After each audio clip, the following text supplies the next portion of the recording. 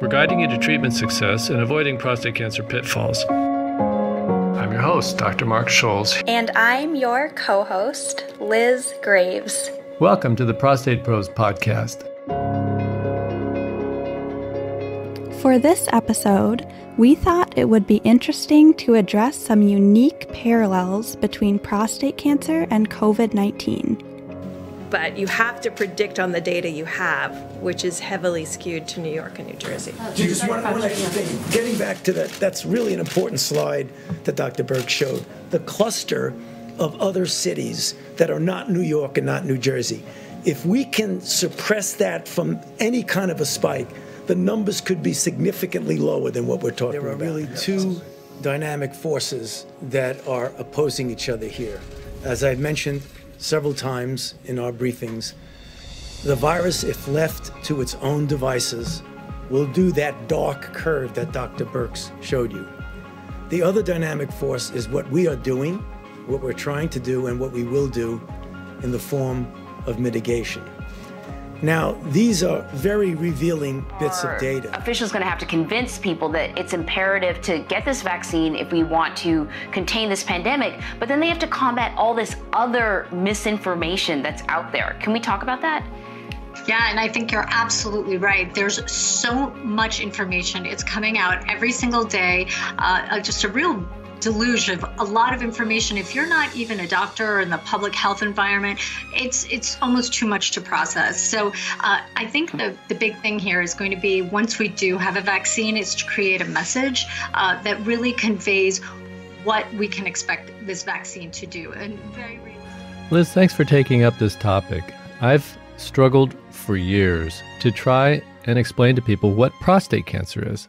We came up with a 5-stage different colors of blue to try and help people understand how diverse it is. But people are always scratching their head and thinking that it's just one thing. And when COVID came along this year, all of a sudden struck me that there are a lot of similarities, and people are struggling to understand COVID too. I thought if we addressed this topic, maybe people would learn a little bit more about COVID and also a little bit more about prostate cancer.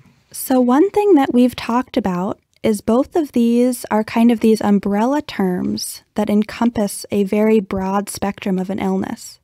We're all confused. You know, we've got one party saying that we should get back and this is a small thing and it's a bigger economic problem than a health problem. And we've got another group of people thinking that people are dying and we really need to hunker down in our homes. And we all know that there's truth to both sides. It doesn't really allow for a one-size-fits-all mentality. So there's got to be some distinction, and of course people are starting to do that by breaking down who gets sick and what kind of sicknesses people have. So it's just like prostate cancer, because some people need treatment and some people don't need treatment at all. Exactly. So we're hearing that as many as a third of people that catch COVID don't even know that they have it. And then at the other extreme, if this horrible disease gets into a nursing home, up to a third of the people end up dying from it. So we have a spectrum of completely harmless, as we've seen with prostate cancer many times, the low-risk form, up to people dying. And the statistics with prostate cancer are that 25 to 30,000 people die of prostate cancer every year. So one major thing they both have in common is fear. Boy, does it. And people are, when they come see me for the first time for their prostate cancer, I've over and over seen people literally trembling in fear. And the thing we do, of course, is we try and share information, accurate, trustworthy information. And thankfully, with prostate cancer, almost always the news is really good, and people are able to calm down when they get the facts. And this COVID situation has been so challenging because no one had the facts. This was a giant mystery that came out of the blue this year. And now, as the facts are trickling in and we're finding out that certain people are susceptible, others are not, that the fear level, you can actually feel the fear level going down. I remember when first days of this, going to the market and seeing the lines outside waiting to get into the grocery store, and just the paralytic, frightening spirit that was hanging over these people. And now you still can sense that everyone's wearing masks, but people are starting to loosen up a little bit. And this is because we're starting to understand what the problem is. Knowledge counteracts fear, and that's something we're trying to do with this podcast. There have been studies that show that after a prostate cancer diagnosis, the risk of suicide and heart attacks both increase drastically. And we think that with accurate knowledge, we can decrease this, which is one of the reasons why we're making this podcast. Yeah, and it's terrible to understand that we're hearing from the hospitals that the number of people coming into the emergency room with strokes and heart attacks has dropped off dramatically because people are so afraid they've lost perspective on what's really dangerous. They're staying home with their chest pain and their strokes because they're afraid of catching a virus. This is a perfect example of how fear can distort thinking. And we see this all the time in the prostate cancer world, where people come in and they're making foolish choices because they have so much fear. Have you had a lot of patients canceling appointments because of fear of COVID? We have indeed. Fortunately, most of our prostate cancer patients are on a very slow type of a pathway, and postponing a visit for a month or two doesn't really harm them in any way. But yes, we can sort of judge the fear factor out there by how many people are willing to come into the office. So as we've talked about, fear can force men into this over-aggressive, unnecessary treatment. And now that COVID is happening, some men will find they have some time to slow down and do research, and it might actually be a good opportunity for them to delay treatment. Yeah, that's always been a counterintuitive thing in the prostate cancer world, where you have something called cancer that doesn't need immediate treatment. So another interesting parallel is the demographics that affect both COVID and prostate cancer patients. Yeah, when we talk about the people that get ill from COVID, it turns out that it's the same as our prostate cancer population. We're talking about elderly men. Now, interestingly, there is also an issue with being overweight. The people who are overweight do worse with COVID, and they also do worse with prostate cancer. So weight control is a critical thing for health, and both of these conditions are bringing that message home in a strong way. So how do you lose weight, Dr. Scholes? So this is always a sensitive subject because we don't want to deal with the pleasure aspects of our lives. But I have been counseling patients who are really motivated to lose weight to do something fairly simple, and that is one less meal a day. And that seems to help people get some clarity on how they can change their daily behavior and make progress in this area. So eating less is a recommendation. Is there a type of diet? Our average American diet, which has a lot of protein and fat in it, has a lot of calories associated with it. So if people can switch over to a more vegetarian type approach, the caloric density of this food is a lot less, and people are able to eat more food without getting as many calories. So you can see I've sort of been focusing more on weight loss than what people are actually eating. Studies have shown that vegetarian diets are better for prostate cancer patients. However, any diet that leads to weight loss is a good thing. So diet needs to be personalized to the individual, so it's smart to talk to your doctor before starting anything new or even seeking the advice of a dietitian.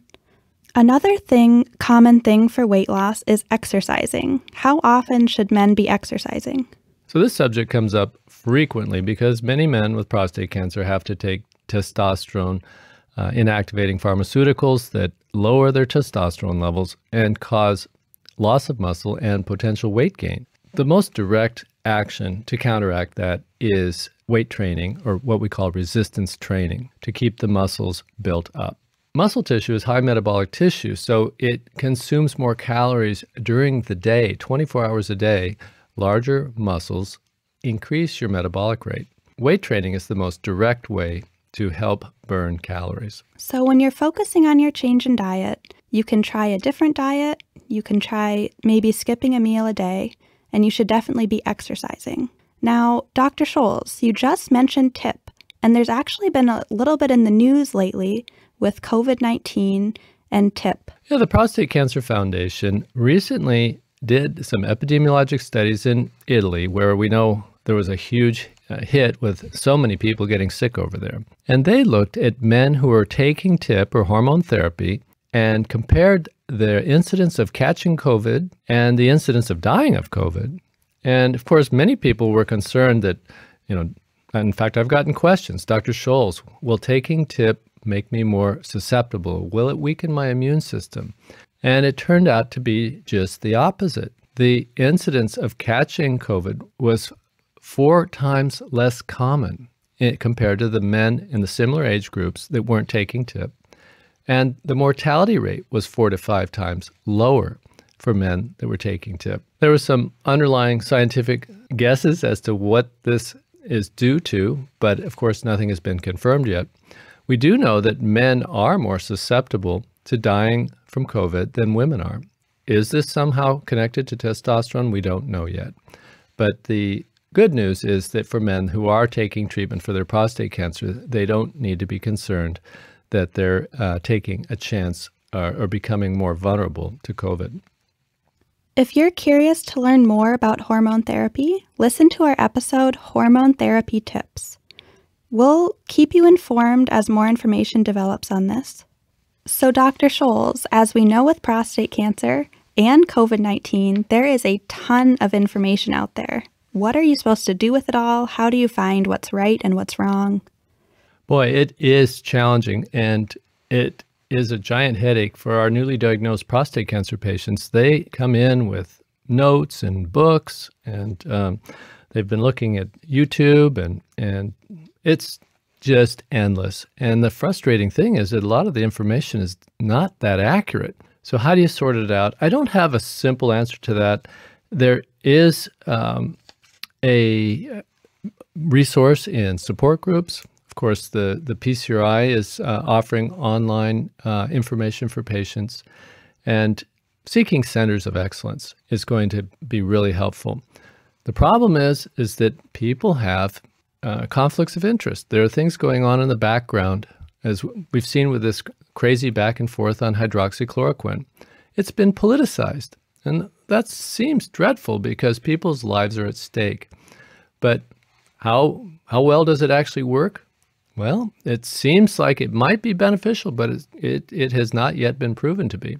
So it is very controversial, and this is exactly what we struggle with in the prostate cancer world. Tons of information, and some of it not very accurate. One good way to sort through the information on prostate cancer is to take the staging quiz at key2pc.com. Yes, that will help you find out what type of prostate cancer you have and give you a better idea of what you need to be researching.